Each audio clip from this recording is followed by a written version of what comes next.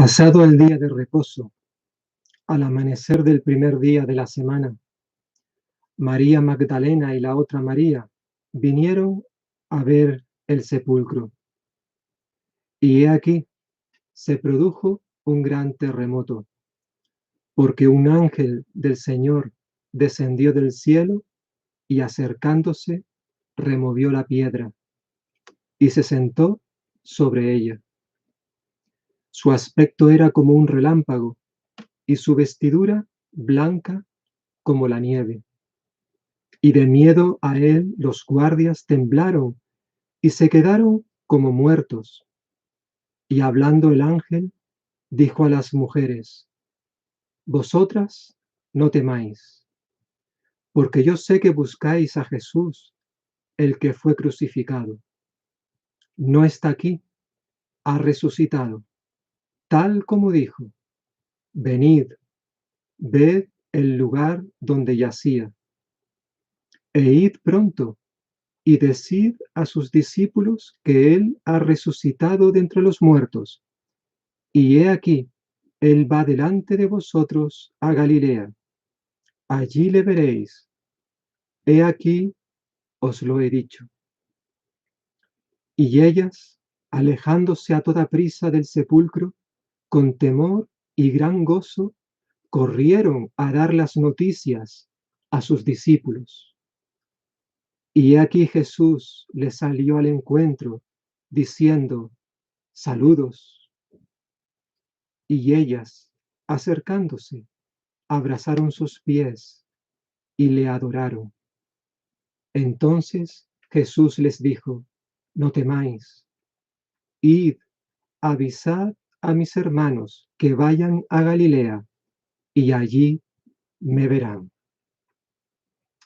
He leído un precioso pasaje que se encuentra en Mateo, el Evangelio de Mateo, capítulo 28, los versículos del 1 al 11. Muy buenos días, queridos hermanos, hermanas y amigos que estáis conectados con nosotros en esta mañana. Hoy es domingo 12 de abril y estamos prácticamente terminando la llamada Semana Santa de este año 2020. Una semana un poco diferente probablemente a todas las que hemos visto a lo largo de nuestra vida. Evidentemente esto debido a el confinamiento al que estamos siendo sometidos en este último mes, porque prácticamente hoy o el próximo martes cumpliremos un mes desde que se decretó el estado de alarma, lo que nos ha llevado a estar encerrados en nuestras casas y vivir esta situación que evidentemente ninguno de nosotros jamás hubiésemos pensado vivir.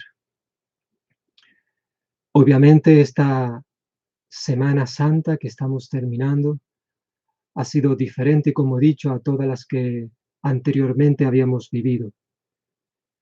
En estos días atrás no hemos escuchado palabras como vacaciones, carreteras, tráfico, playas, las islas o Benidorm. Tampoco hemos escuchado palabras como cofradías, pasos, liturgias. Esas palabras quizás han pasado a un segundo plano.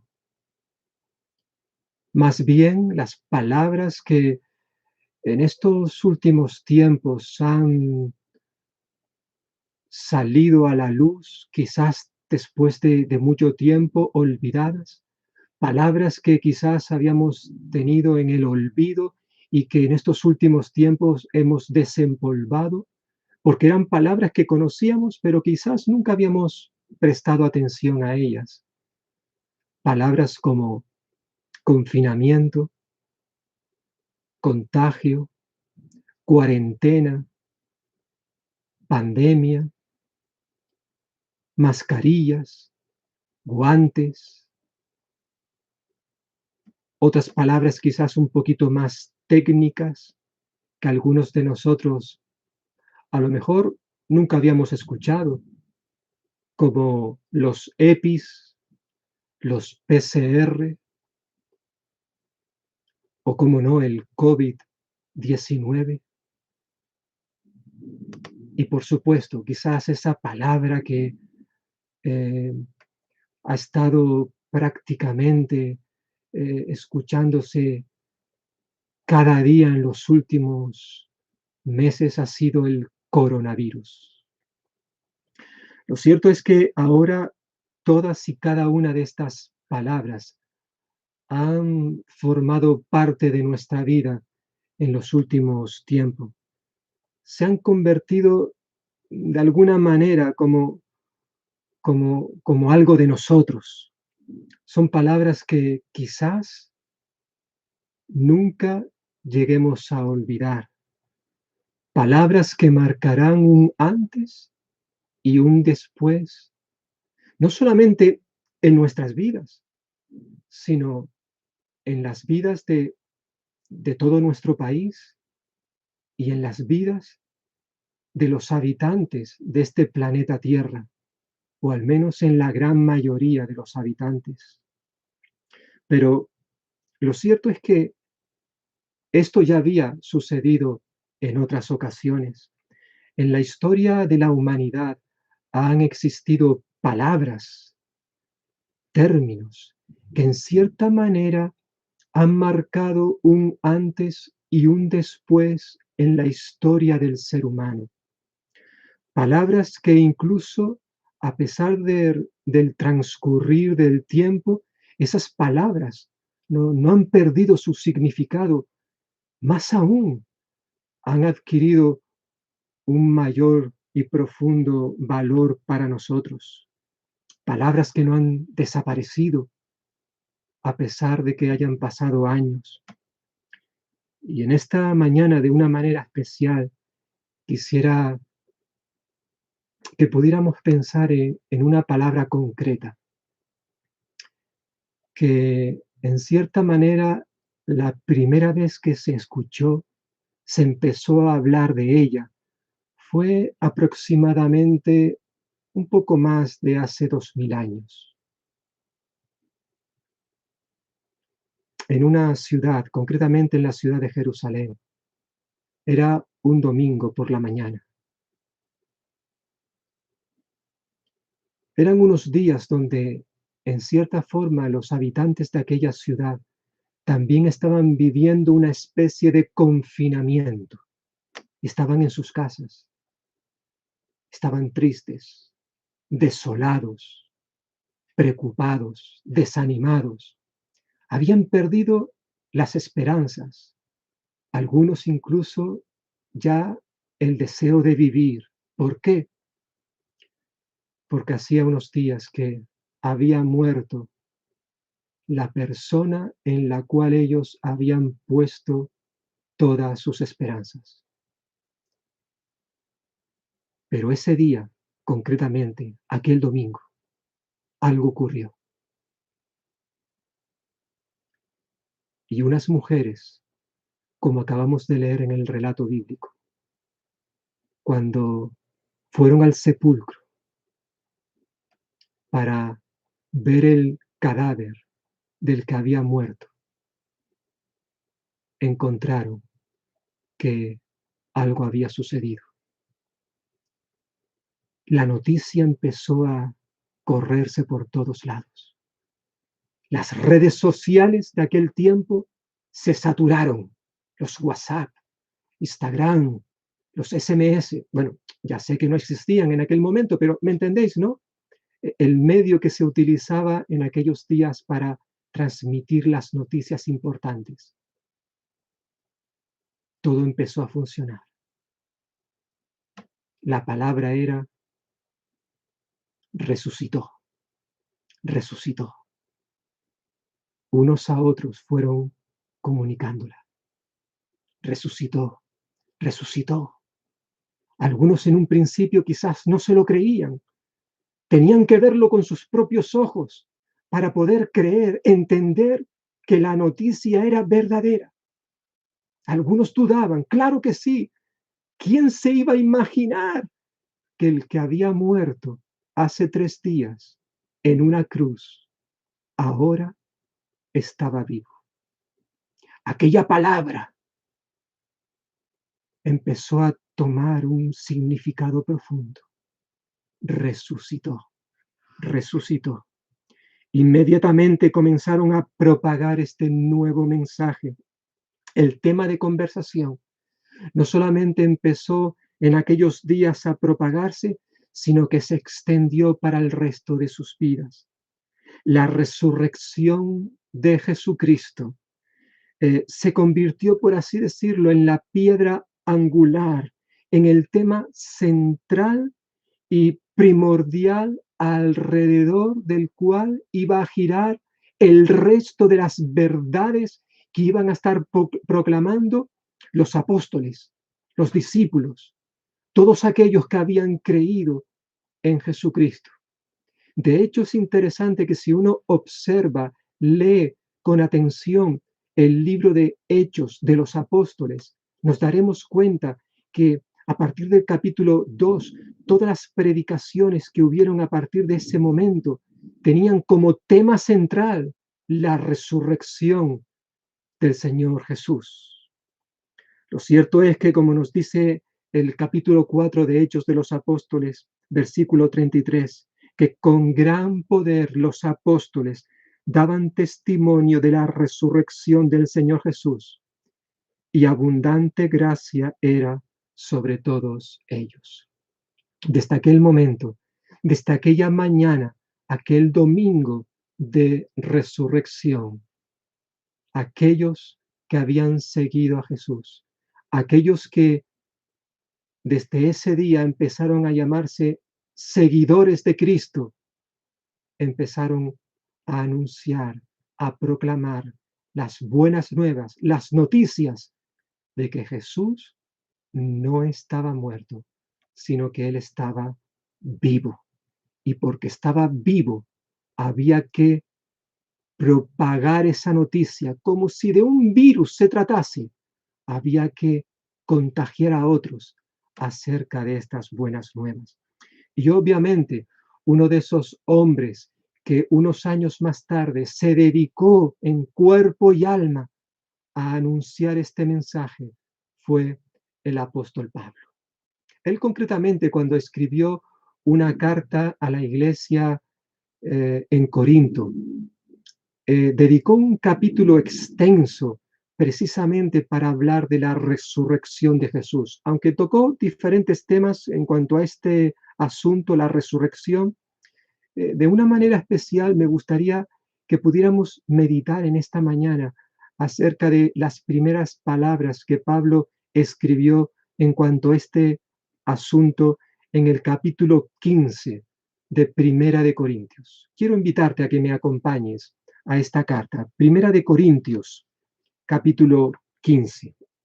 Y vamos a leer en este capítulo, versículo 1 al 11, aunque básicamente me gustaría estar centrándome en los versículos 3 y 4.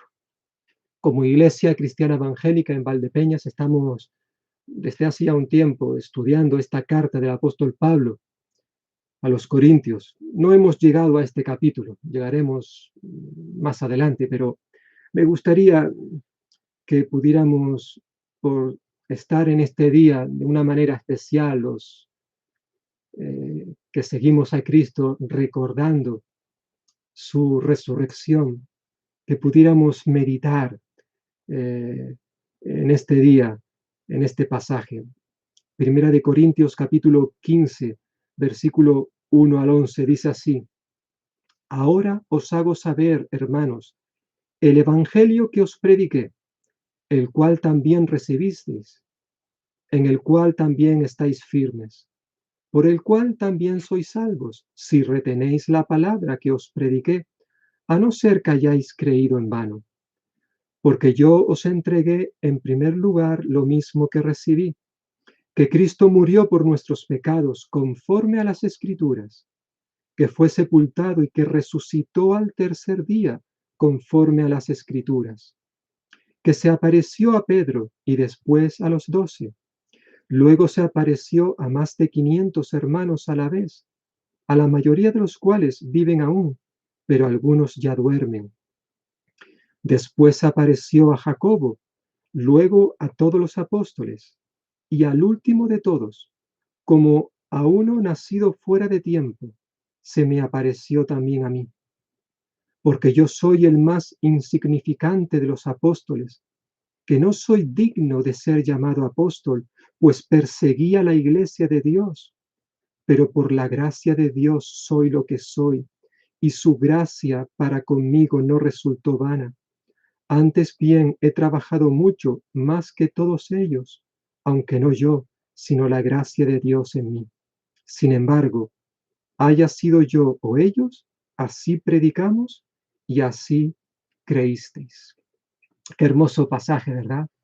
Básicamente lo que encontramos aquí, hermanos, hermanas y amigos que nos estáis escuchando, en cierta forma es un resumen, una síntesis que hace Pablo acerca de la historia de la redención, de la salvación realizada por Cristo Jesús.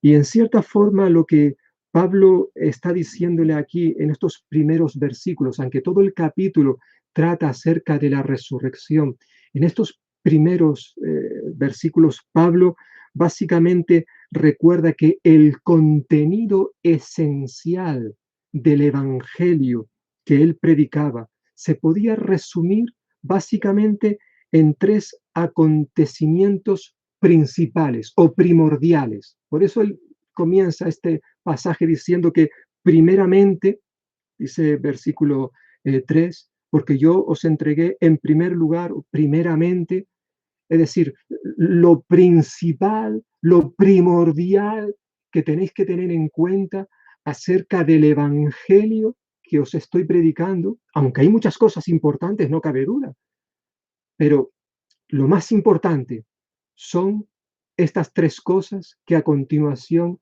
os voy a exponer. En primer lugar, versículo 3. Lo primero que quiero que sepáis es que Cristo murió por nosotros, conforme a las Escrituras. Es decir, Pablo nos dice que la enseñanza que él estaba transmitiendo a los corintios y también a nosotros en el día de hoy está fundamentada en las Escrituras, lo que nosotros hoy conocemos como el Antiguo Testamento. Pablo no se estaba inventando las cosas. Sus enseñanzas no las había originado él, sino que realmente le estaba transmitiendo algo que él había recibido, que él había encontrado en las propias Escrituras, en el Antiguo Testamento. Quizás Pablo no tenía un texto específico que hablara concretamente acerca de que Cristo murió por nuestros pecados, sino que básicamente él tenía en mente el Antiguo Testamento en su conjunto.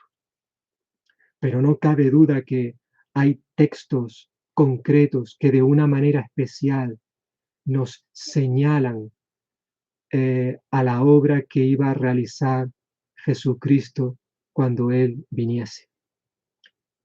Gran parte de los profetas del Antiguo Testamento ya habían señalado, ya habían anunciado que vendría el Mesías, es decir, el Cristo, y cuál sería el papel que Él iba a desarrollar.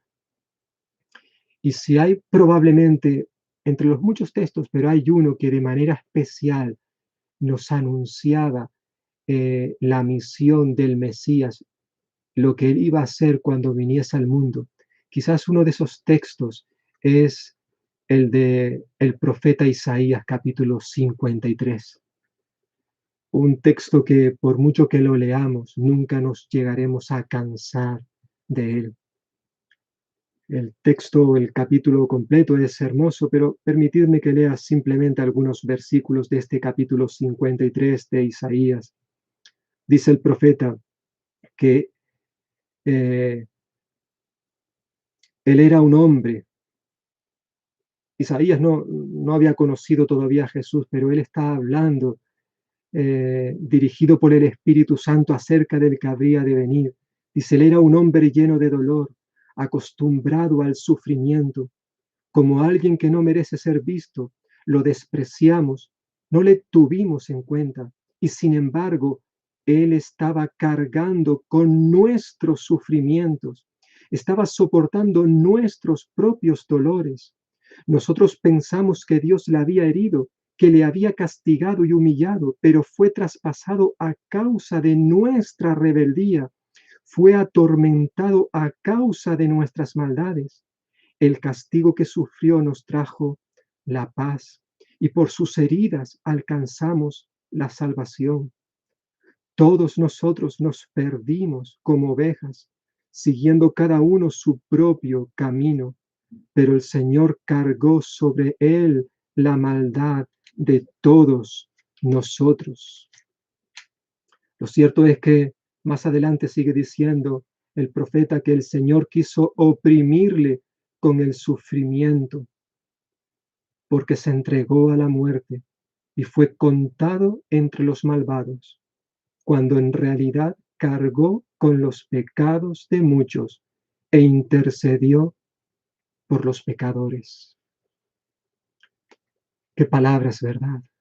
Lo cierto es que eh, las escrituras, el Antiguo Testamento, nos presentan la realidad de que en el futuro llegaría uno que iba a morir en una cruz por nuestros pecados.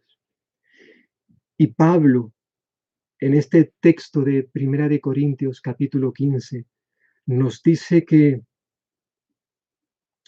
uno de los pilares, por así decirlo, de la historia de la redención se basa precisamente en esto, que Cristo murió por nuestros pecados. Este concepto que Pablo expone aquí, por nuestros pecados, él lo utilizó varias veces en muchas de sus epístolas.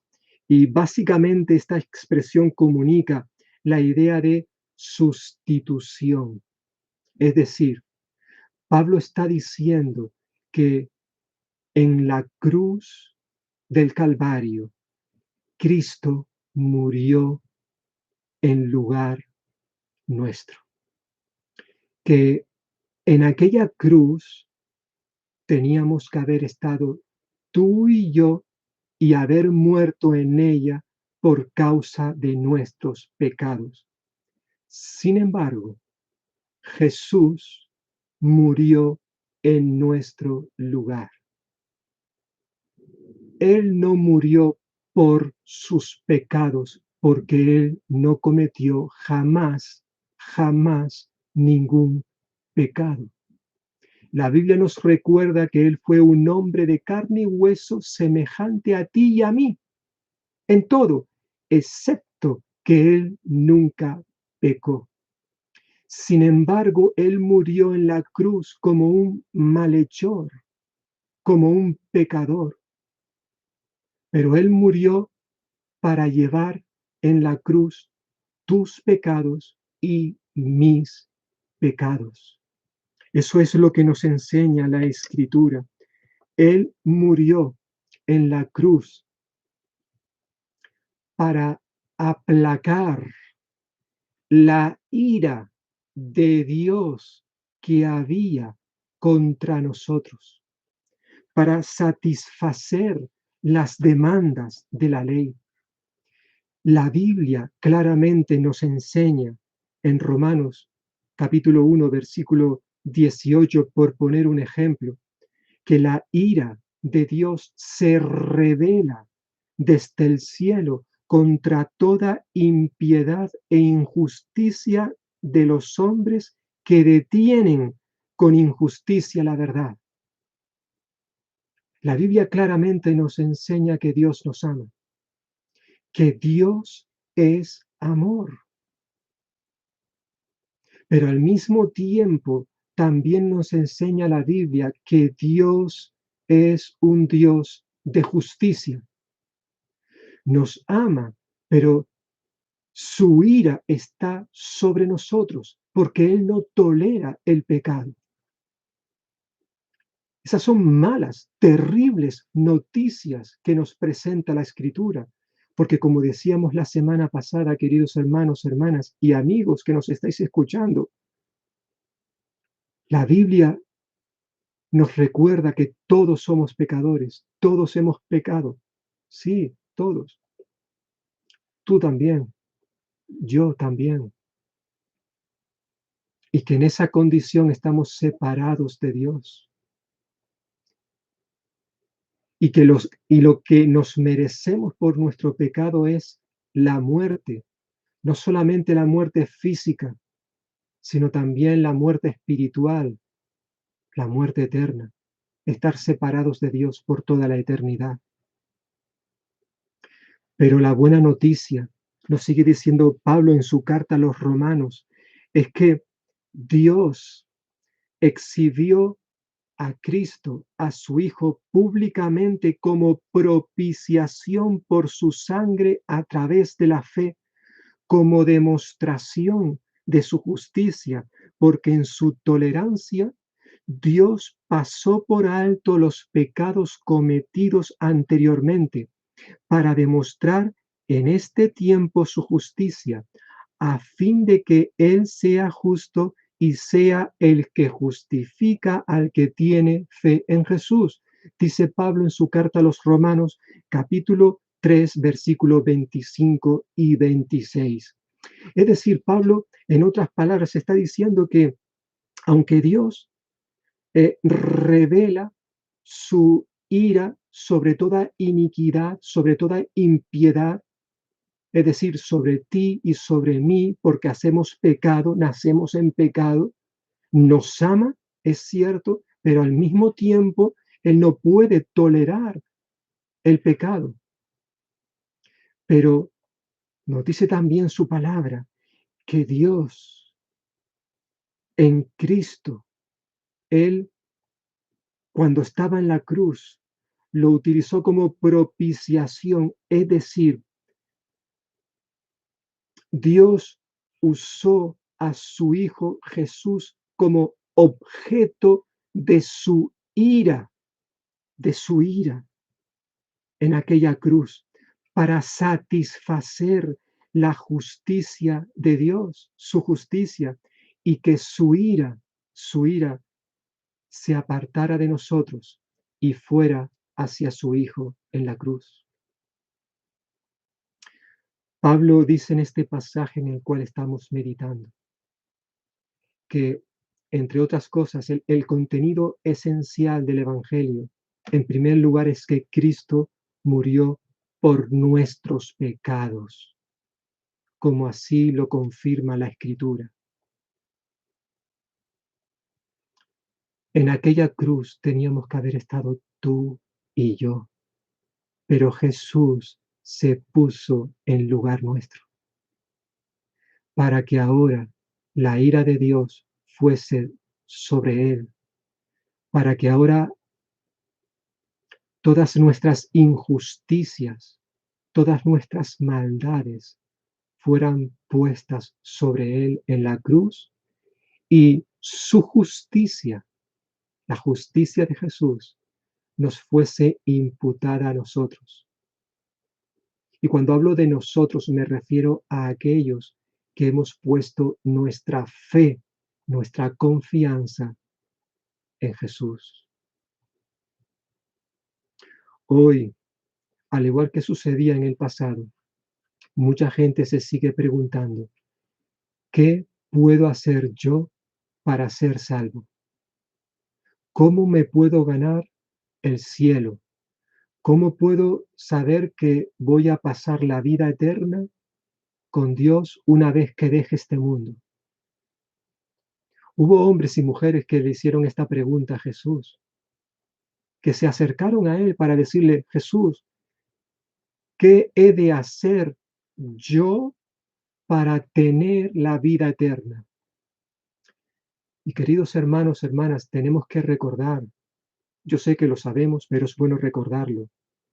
Y también de paso decírselo a nuestros amigos que ahora mismo nos están escuchando, que ni tú ni yo podemos hacer absolutamente nada para ganarnos la salvación.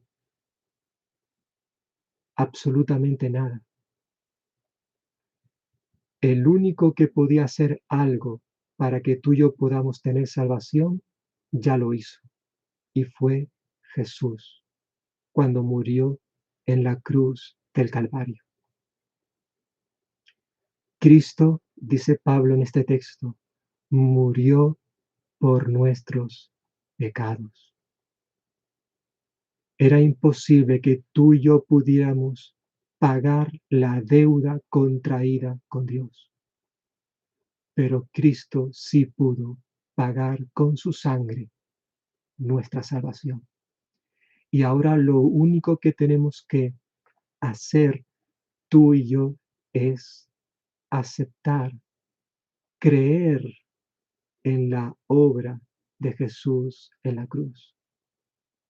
Aceptar que somos pecadores, que somos miserables, que merecemos únicamente la perdición eterna. Pero Cristo nos amó tanto que Él se puso en nuestro lugar para que ahora tengamos vida y vida eterna. Por tanto, Pablo en primer lugar nos dice que Cristo murió por nosotros, conforme a las Escrituras. En segundo lugar, nos dice que Cristo fue sepultado. Sigue diciendo versículo 4. El hecho de que Jesús fuera sepultado sirvió para dar validez, para verificar la realidad histórica de su muerte. A lo largo de la historia, ya desde el principio y aún hoy siguen habiendo personas que para explicar que Jesús realmente no resucitó, simplemente, entre otras cosas, dicen que Jesús realmente no murió, que en la cruz lo que ocurrió fue que Él se desvaneció. Pero el que ahora Pablo diga que Jesús fue sepultado es para recordarnos, para que esto sirva para dar validez a que realmente Jesús murió. Físicamente Él dejó de respirar, pero también sirve para señalar el carácter real y objetivo de la resurrección y no verlo simplemente como un fenómeno meramente espiritual, como un mito, como dirían algunos. No, no, no. La resurrección es un acto objetivo que evidentemente podemos dar testimonio de ello. Y los que estuvieron allí pueden testificar de los hechos ocurridos.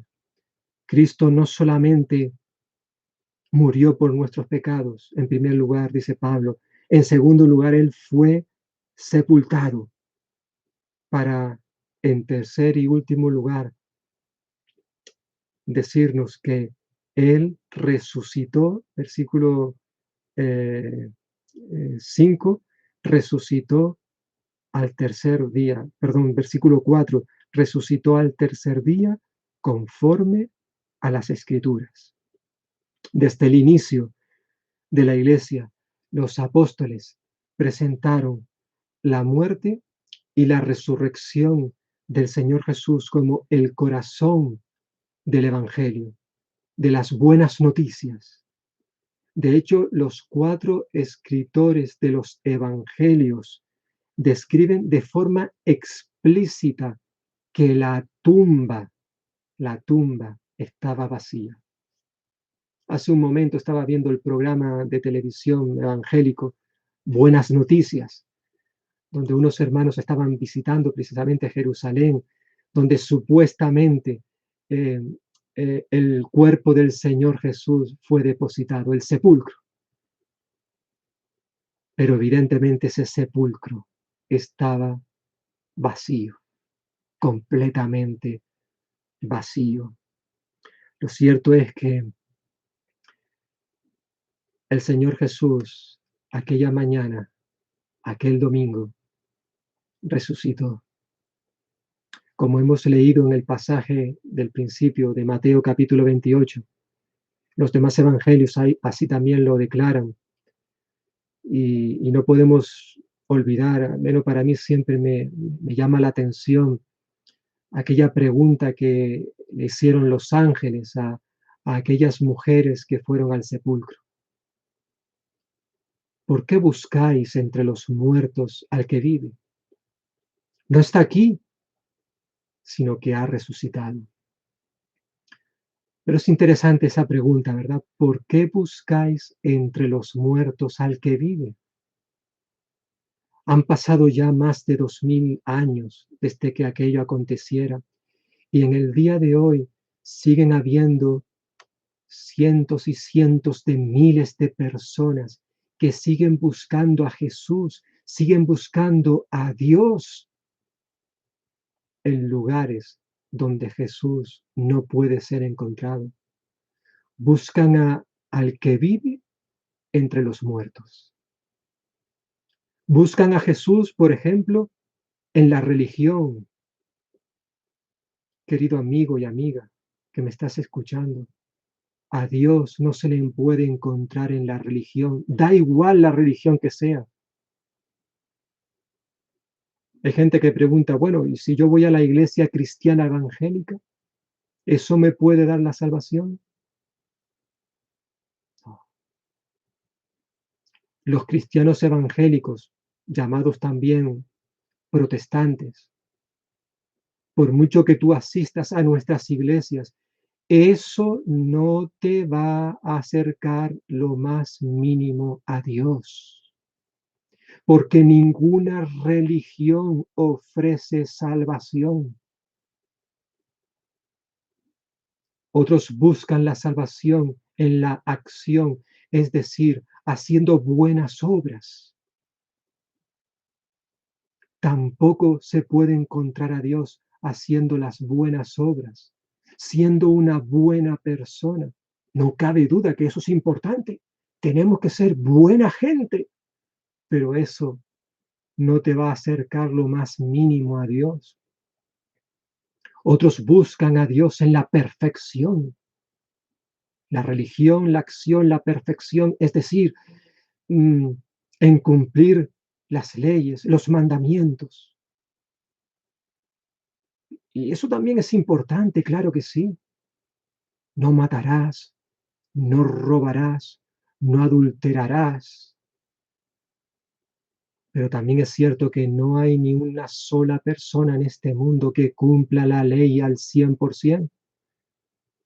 Uno puede incluso guardar todos los mandamientos, pero con que solo falle en uno, ya es culpable de todo. Eso es lo que dice la palabra de Dios. Lo cierto es que no hay ni una sola persona en este mundo, jamás lo ha habido, ni lo habrá, que cumpla con todos los mandamientos. Puede cumplir algunos, pero fallar en otros. Bueno, lo cierto es que solo ha habido una sola persona que los cumplió todos a la perfección, y esa persona fue Jesús de Nazaret. Y él los cumplió no para su propio bien, sino para el tuyo. Él los cumplió por ti y por mí.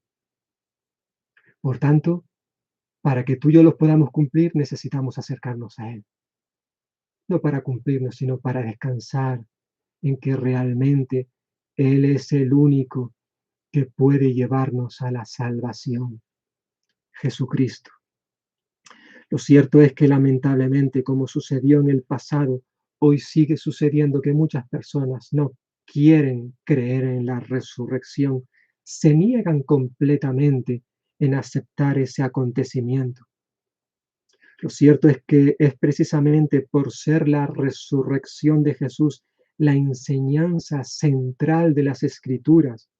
Es por lo que desde el principio desde el principio, esta doctrina ha sido el blanco, la diana de los ataques de Satanás, porque él sabe que destruyendo esta doctrina se destruye el resto de las verdades, de las enseñanzas que enseñan también las Escrituras.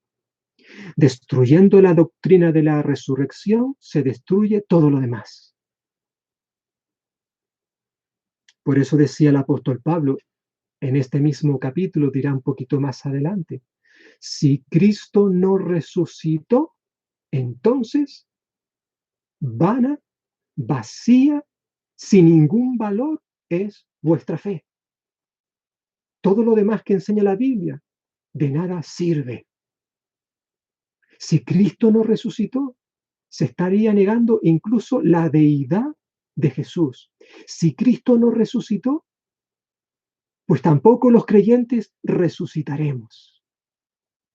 Es decir, dirá Pablo en este mismo capítulo, un poquito más adelante, que si Cristo no resucitó, entonces los que hemos creído en Él somos las personas más dignas de que la gente tenga lástima de nosotros. Qué triste, ¿verdad? Que eso tuviera que ocurrir. Pero Pablo era un hombre que estaba convencido, al igual que en aquel momento y ahora en nuestros días, son miles y miles, son millones de millones las personas que a lo largo de la historia y en el día de hoy siguen creyendo y seguiremos creyendo que verdaderamente el hombre que murió en la cruz, llamado Jesús de Nazaret, él resucitó al tercer día. Pablo creía y transmitía esta verdad que encontramos en el Evangelio. Pero es interesante que la proclamación cristiana desde el principio no solo afirmaba que Jesús murió por nuestros pecados, que Él resucitó, sino también nos sigue diciendo a partir del versículo 5 que Él apareció a un importante número de personas. Lo cierto es que Pablo aquí menciona solo a seis grupos o seis apariciones del Señor Jesús después de resucitado, aunque en la Biblia encontramos hasta al menos 11 apariciones de Jesús después de que Él resucitó. En este pasaje del versículo 5 al versículo 10, encontramos, o Pablo nos da al menos 6 apariciones. Por un lado, 3 grupos y por otro lado, menciona a 3 individuos. Esas 3 personas son Pedro, Jacobo y el propio Pablo, que también se menciona a sí mismo.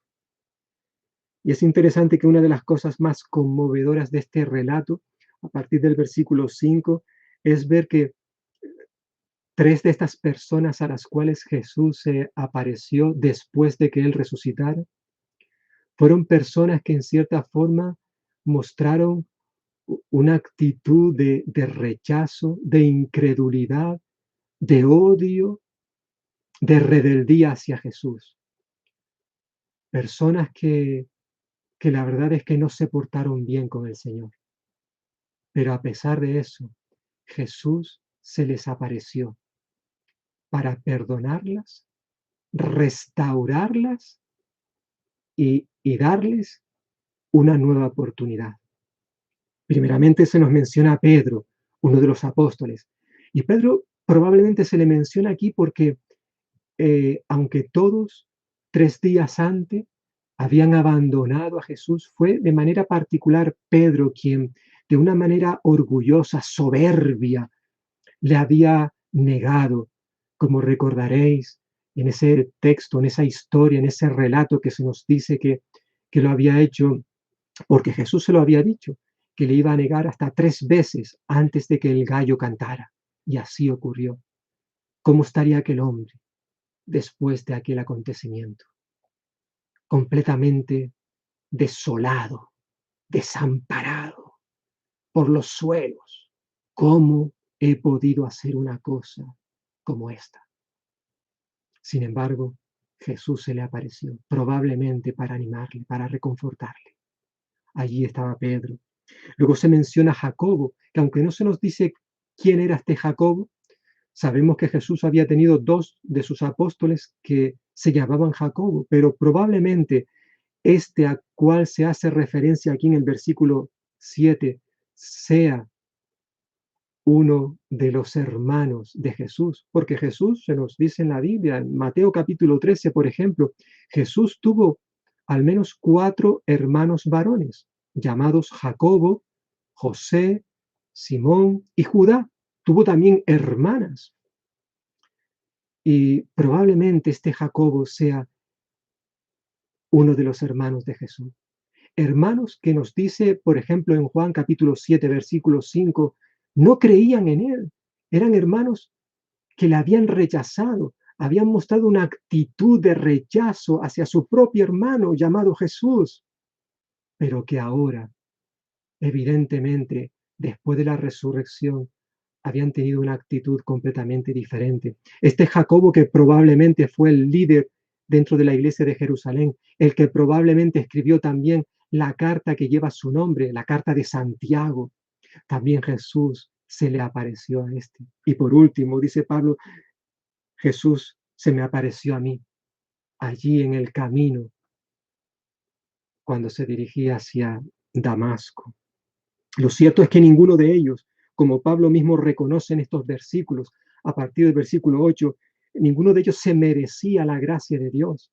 Pablo así lo ve en su propia vida. Yo antes perseguía a la iglesia, no soy digno de ser un apóstol, pero por la gracia de Dios soy lo que soy, versículo 10. Pablo, él no había olvidado su pasado. Él era consciente, estaba convencido de que Jesús le había perdonado todos sus pecados. Él lo sabía, pero el perdón no borra, no borra el recuerdo de su pasado. No, ni quita el sentimiento de indignidad, que en cierta forma hasta es bueno, es bueno. Por un lado, saber, y tenemos que saber que cuando acudimos a Jesús, cuando acudimos a Dios para perdonar nuestros pecados, Él nos lo perdona. Que no hay pecado que Cristo no pueda perdonar. Pablo, como el resto de los apóstoles, Pedro, Jacobo, y nosotros también en el día de hoy, queridos hermanos, hermanas y amigos que nos estáis escuchando, tenemos que saber, como dice la propia Escritura, como nos dirá Juan en su primera carta, que la sangre de Jesucristo nos limpia de todo pecado. No hay absolutamente ni un solo pecado que Cristo no pueda perdonarnos. Su misericordia, su amor, su gracia siempre será mayor que el mayor de nuestros pecados. Él perdona siempre cualquiera de nuestros pecados, pero eso no quiere decir que nosotros olvidemos nuestros fracasos, todas nuestras maldades, que en cierta forma es bueno que lo tengamos ahí para que recordemos que aunque no merecíamos su perdón, Él nos la ha dado, nos ha dado su gracia. Por la gracia de Dios soy lo que soy. Pablo, precisamente cuando escribía su carta a los romanos, nos decía eso en su capítulo 5, versículo 8. Mas Dios muestra su amor para con nosotros, en que siendo aún pecadores, Cristo murió por nosotros. Lo cierto es que para terminar, hoy en día yo soy consciente de que incluso en esta mañana hay personas que me pueden estar escuchando que se consideran ateas, agnósticas, escépticos, personas que a lo mejor no tienen ningún problema en creer que hace algo más de 2000 años hubo un hombre en esta tierra llamado Jesús, que fue un buen hombre, un buen tío, una persona que tuvo una buena moral, que enseñó cosas fabulosas, un poco revolucionario, y que quizás por eso lo llevaron a una cruz y lo clavaron en aquel madero.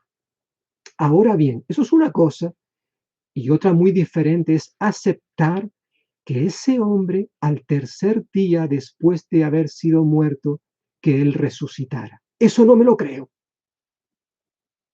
Eso es para mentes infantiles, para gente con mentes imaginativas. Eso es para la ciencia ficción, dirá hoy mucha gente. Y quizás tú que me estás escuchando, para ti es imposible aceptar que alguien que ha estado muerto pueda resucitar y que incluso que podamos decir que hoy Él está vivo. Lo cierto es que hoy muchos consideran que esta información, esta documentación que encontramos en las escrituras, todo esto ha sido adulterado. Esta información es falsa. Realmente esto es un cuento para la gente que no tiene otra cosa que hacer sino que creerse estas tonterías. Pero yo te invito, por favor, a que pienses por un momento. Es cierto que muchos dicen hoy que el papel aguanta todo lo que se le ponga. Hoy hay mucha gente que dicen que lo que ocurrió en la Segunda Guerra Mundial en cuanto a que el holocausto judío, donde murieron 6 millones de judíos, que eso no es cierto, que eso es mentira.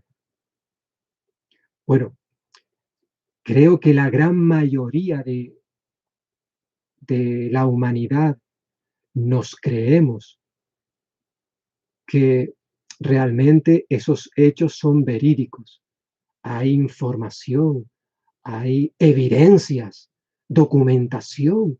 Incluso en el día de hoy hay personas, testigos que aún viven, que vivieron aquel horror y nosotros creemos esas verdades. Yo no viví la Segunda Guerra Mundial, yo no había nacido, pero me creo lo que nos cuentan otras personas. Hay suficiente información para creer que esa información es verídica.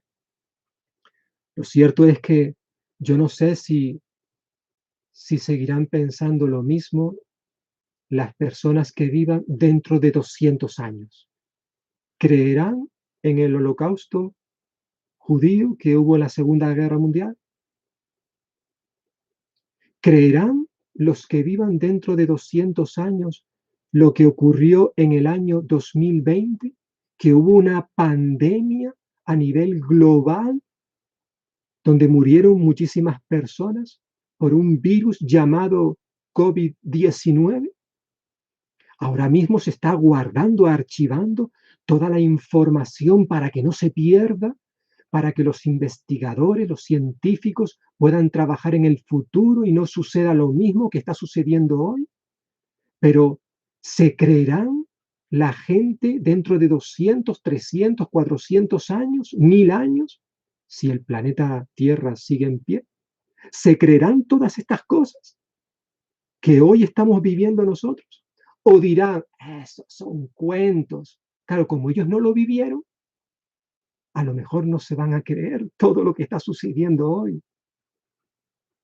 Lo cierto es que el ser humano siempre se ha encargado de ocultar la verdad, como sucedió hace 2000 años, donde los líderes, las autoridades civiles, religiosas, políticas, intentaron hacer todo lo posible para ocultar, para silenciar la realidad de que Jesús había resucitado, que eso no se propagara, que nadie supiese eso. Pero por mucho que ellos hicieron el esfuerzo para que esa verdad no se supiese, lo cierto es que hoy en día, 2000 años después, la gente sigue conociendo, la gente sigue creyendo, aunque muchos no. Pero hoy millones y millones de personas en el mundo han sido transformadas, cambiadas por la verdad de aquella noticia de que Jesús había resucitado, de que Él está vivo en el día de hoy, de que verdaderamente Él murió en la cruz por nuestros pecados, de que Él fue sepultado porque había muerto, pero que Él resucitó y Él está vivo. Él está vivo y vive porque Él quiere darte ahora vida a ti que me estás escuchando. Lo cierto es que la verdad no se puede esconder. Es imposible. Hace 2, 3 meses ocurrió algo en una ciudad en China, algo que nos parecía a muchos de nosotros tan aislado, tan lejano. Se conoció una especie de virus, pero eso a mí no me afecta. Eso que tiene que ver con nuestro país, con España, con tu vida, con mi vida aquí en Valdepeñas, en nuestro país. Eso es algo del, del continente asiático, eso es algo que en cierta forma a mí no me afecta. Pero ¿quién iba a pensar que unas semanas, unos meses más tarde, tú y yo íbamos a estar confinados en nuestros hogares por causa de aquella noticia que iba a ser propagada por todo el mundo? La verdad no se puede esconder. Por mucho que tú digas, yo no me creo que Cristo haya resucitado, lo cierto es que eso no va a impedir que eso sea verdad. La proclamación, la predicación de la iglesia primitiva con respecto a que Jesucristo había muerto, había resucitado y que había aparecido a sus discípulos y a otras personas, el mensaje no quedó ahí. Es decir, Cristo no solamente murió, resucitó y apareció, sino que también Él prometió que iba a volver. Yo recuerdo cuando era un niño, de jovencito, eso que se nos enseñaba en el colegio y a veces en las noticias, ¿verdad? Que decía, el hombre nace, crece, se reproduce y muere. Y como que ahí todo acababa. Pero eso no es del todo cierto. Es verdad, el hombre nace, crece, se reproduce, muere y resucita. Y resucita. Unos resucitarán para vida eterna y otros para condenación eterna. Depende de lo que hayamos hecho con el que resucitó aquel día en Jerusalén. La palabra de Dios dice claramente que está establecido al hombre y a la mujer que mueran una sola vez y después el juicio. Cristo resucitó, pero también apareció a sus discípulos, dando pruebas de que eso era algo cierto, real, pero también luego prometió que volvería. Y querido amigo y amiga que en esta mañana, en este día me estás escuchando, ¿qué decisión vas a tomar en cuanto a Jesús? Tú puedes decir, yo no creo que Él haya resucitado, pero por mucho que tú niegues esa realidad, lo cierto es que Cristo resucitó. Y Él resucitó con el propósito de que tú ahora puedas conocerle y sepas que todo lo que Él vivió, todo lo que Él hizo, lo hizo por amor a ti. Y que Él quiere ahora darte vida y vida en abundancia, si tú se lo permites. Vamos a orar. Padre, gracias porque en este día todos aquellos que hemos creído en tu palabra, podemos recordar que tú enviaste a tu Hijo a este mundo para que Él muriese en la cruz por nuestros pecados. Y también podemos en este día recordar que no solamente murió por nuestros pecados, sino también resucitó, y Él ahora está vivo y quiere darnos vida y vida en abundancia. Permite, Señor, que todos aquellos que ahora están escuchando este mensaje, pero que están muertos espiritualmente, puedan recibir tu palabra, aceptarla, creer lo que ésta dice, y que puedan conocer el bendito mensaje de salvación, las buenas nuevas acerca de lo que tu Hijo Jesucristo vino a ofrecernos a cada uno de nosotros. Te lo pedimos en el precioso nombre de Jesús. Amén. Pues que el Señor te bendiga y hasta la próxima vez en que nos volvamos a ver.